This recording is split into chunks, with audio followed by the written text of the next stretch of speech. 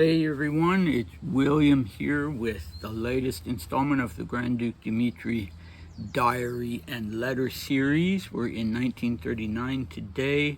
I promised you fireworks, and there are fireworks, at least inside my brain. Things are going off. This is such an interesting bit of text that we're going to do today. I actually did a tiny bit of research today and on the subject of doing a podcast, and started a Spotify account, although I'm not at all. I probably should have waited till I had some actual content, but yeah, I'm really interested in doing that as continuing to do this, but as opposed to reading a diary entry or a letter excerpt each time and then commenting on the other side of it, it would be more of a narrative, more of a story, although not fictional as with my novel. And yeah, seems like it would be a lot of fun. You also wouldn't have to look at my face every time because it would be audio. I would prefer to do it as audio. But anyway, what's our recap? Well, the previous video was, we were back in January 1915, and we had this interesting but unclear dynamic between General Georgy Mikhailovich Laming, who'd been with Dmitri since Dmitri was, I think 10 years old, I think, and was still with him when he was 23, and would be up until the time that Dmitri left, was banished to the Persian front. And so Laming, to my surprise, goes out to dinner with Dmitri and these ladies, and it doesn't go well, and then he turns up at one of the ladies' houses the next day, even before Dmitri is there, and yeah, it's an interesting dynamic. Anyway, we have today, the last time in 1939, the recap of the last installment of 1939, Grunwald was talking about the reaction to these press interviews that Dmitri gave among various members of royal families in Europe. And this time he's going to start talking about sort of more critical things. Our cast today, we have Vladimir Kirillich. Grunwald calls him Grand Duke. I'm reluctant to call him Grand Duke, as you know. I'm not sure if he called himself Grand Duke toward the end of his life. I remember when I was first in London, 1990 or 1991, he was in London giving a sort of White Russian ball, if you could call it that. And I'm not sure he was referred to as Grand Duke. That might have stood out to me, but maybe not. I was very young, so I don't know. Anyway, you know who I'm talking about. And then this General B, that I'll say, this is how, I don't know why, Grunwald doesn't give his name, but his identity is crystal clear. So we'll find out about that. So here we go. Talking about, what was the last sentence? The least one can say is this: the German National Socialist institutions now understand that the princes of the Russian imperial house, and Grand Duke Dmitri least of all, will not consent to be instruments in their hands. So that was the last sentence of the last installment of the 1939 letter. So here we go. In one sense, this burning of bridges strikes me as regrettable. I had always hoped that a healthier understanding of the Russian problem would be reached in Berlin, that we would be left in peace for the time being, and the way would be left open for an understanding in the future. I wrote to you along those lines after our visit to Coburg. Unfortunately, there is nothing to be done with blind people, with people for whom reason and sound logic remain inaccessible. We must therefore mourn. It is also necessary to ward off the blows of vengeance. One of those was not long in coming. Shortly after the publication of the first interview, Grand Duke Dmitri received a letter from Grand Duke Vladimir, written in the harshest and most discourteous terms, reproaching him for his statement, and in particular certain passages of a personal nature. It is true that Grand Duke Dmitri has treated his cousin, as is his habit, in a rather casual manner. And then in parentheses and in quotes, he's young, he doesn't know his country, etc. End of parentheses and quotes. However, the idea of this reprimand could not have come from Vladimir, much less its form. No one who knows about it has any doubt that the inspiration came from General B. In other words, the Germans. The aim was to sow discord within the imperial family and perhaps even discredit it, since it had become undesirable. Other steps have been taken in that direction, as your Imperial Highness will see. So we'll stop there. So as you can see from this last sentence, Grunwald was the master of ending a paragraph on a sentence that makes you want to not put the letter down, but immediately go on to the next paragraph. I'm sure it worked with Maria as well. In the meantime, yes, do you see the fireworks? Maybe you feel that that's an exaggeration, but for me, it's no exaggeration. So, let's begin by saying Grunwald was not pro-Nazi. We know that. But he was not alone among emigres who were also anti-Nazi in wishing that and in thinking that it would be more natural for Russia, the Soviet Union, to have an alliance with Germany, because they considered Britain as not as an enemy ideologically per se, but as a territorial enemy, as an enemy that going back to the Great Game, had not an enemy, but a rival, let's put it that way, in the East. And so, the alliance with Germany, with a reasonable German government, that's understandable that they would have considered that more desirable. But, Grunwald, as little as I personally like them, he is a very intelligent and well-informed man, and he quite rightly calls the Nazis, the current German government at that time, blind and unreachable by logic or reason. And then he says, we must therefore mourn. And to that I say, Amen. It's the way I feel these days about other bad actors. We must therefore mourn.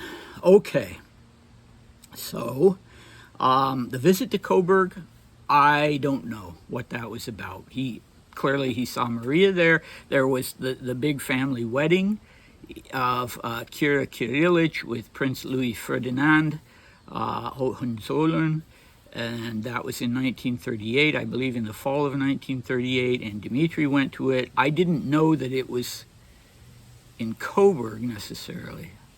Maybe. I know Dmitri was in Potsdam. But anyway, maybe that's what he's referring to. I didn't look into that before doing this. So he's afraid of revenge. Well, I think we all know that we're talking about vengeful people when we're talking about the Nazis. I don't know if it was at the same level with the Soviets at that time. Under the Bolsheviks, yes. The Bolsheviks had kind of, you can't say they mellowed under Stalin, but it was a different kind of,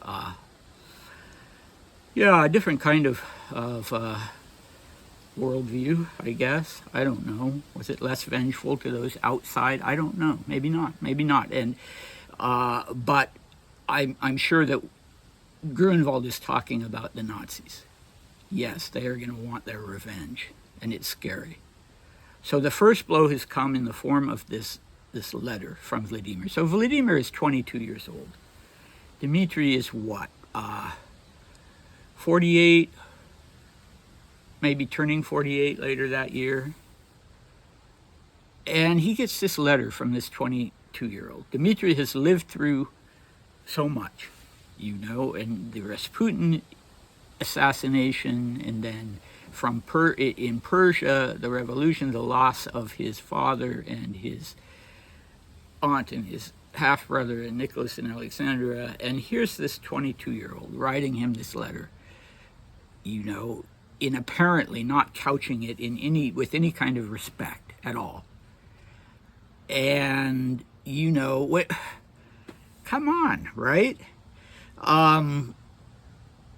So, okay, Grunwald tells us Dmitri has a habit of being dismissive of people.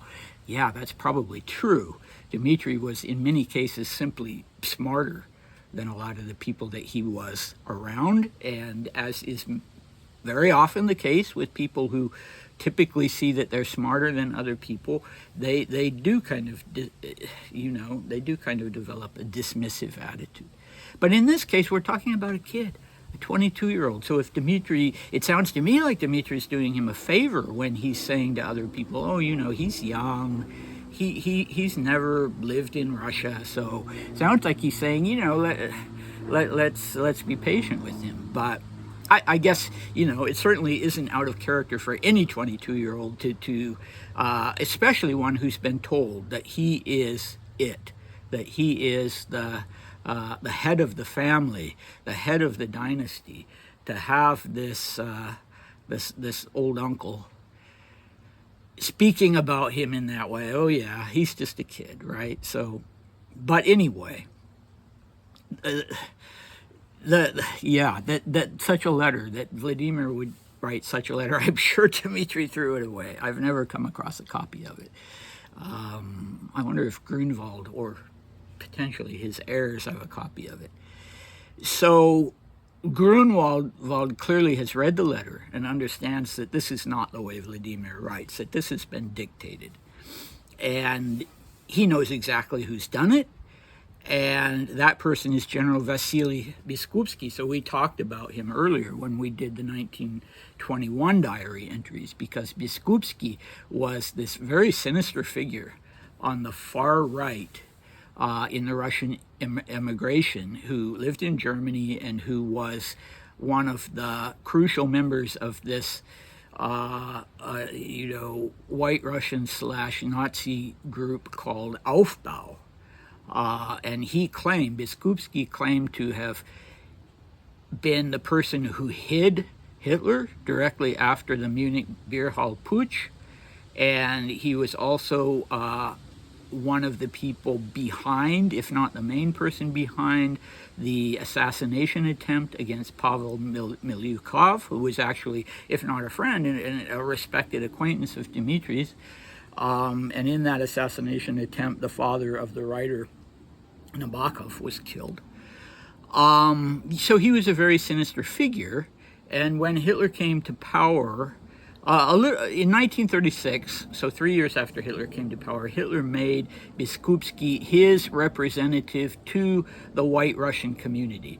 And, I shouldn't have said that Aufbau was, a white Russian / Nazi, because the Nazis were the Nazis, and the white Russians were the whole political spectrum. That wasn't a political designation. That just meant anybody who had fled Russia after the revolution because of Bolshevism. So it could be even a socialist revolutionary like the famous Boris Savinkov, who wasn't a monarchist. So you're talking about a small part of the white Russian immigration in Germany that had thrown in their lot with the Nazis, and Biskupski was one of them. And Dmitri actually had a run-in with Biskupski in 1938 when he went to this wedding of Kira Kirillovich and just couldn't stand the man. He was a sinister person. So here, but the thing is, so Kirill was dead, but Vladimir did not have his father's guidance, and Ducky, Grand Duchess Victoria Melita, Kirill's wife, had been on board with this stuff. She'd supported Aufbau financially. So there was some sense, I'm sure, in Vladimir that mother approved of all this stuff. So it's unfortunate, but not necessarily surprising, in his father's absence, and with the people around him telling him that he was the head of everything. It's not surprising that this happened. And then that Biskupski dictated this letter to him. And, obviously if it came from Biskupski, Grunwald is right. It came from the Germans. It came from the Nazis specifically. Okay. So the reason this kind of is setting the fireworks off in my head is not because, there's so much drama attached to it at the moment. As we know, within a few months' time, Dmitri would be going off to Schatzalp and would spend the rest of his life there. But, I've always just really sort of automatically dismissed the rumors of Dmitri having been murdered at Schatzalp. But, this makes it just a little tiny bit more of a thing in my mind. And as you know, I've been reading up on arsenic, and in fact, we have more to talk about about arsenic in the next diary entry from 1915. And so yesterday I was Googling what poisons can cause acute kidney failure, and arsenic was more or less not the first one, but I can't remember what the first one was. But it came up, and not that it even would have had to have been arsenic.